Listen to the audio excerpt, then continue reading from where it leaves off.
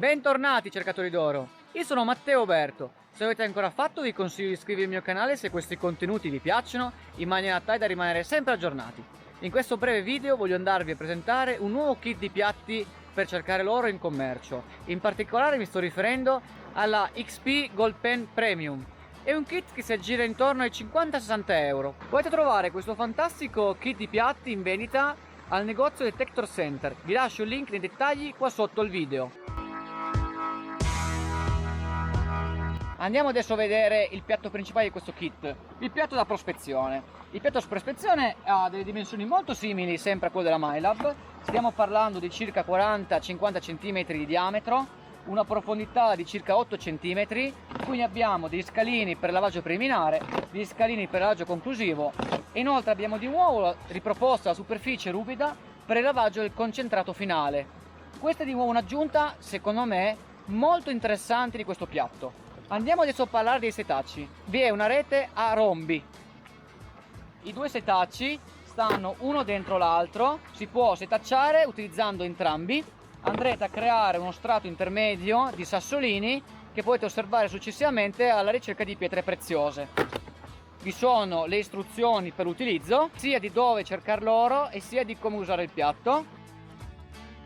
C'è questa fantastica lente, doppia lente tra parentesi, portatile, un'ottima lente, tascabile di nuovo. Vi sono due contenitorini, uno in plastica, uno snuffer bottle.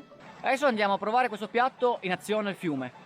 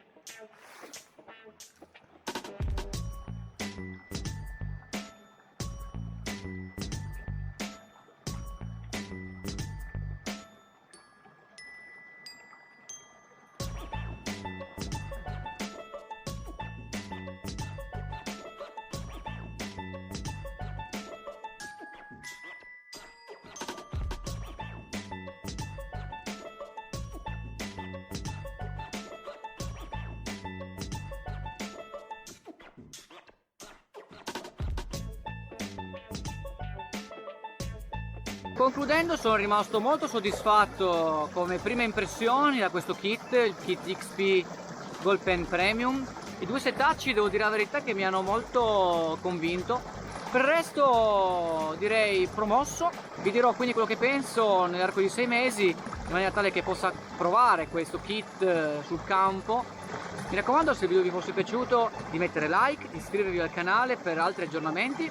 Io sono Matteo Berto, vi saluto e ci vediamo alla prossima puntata.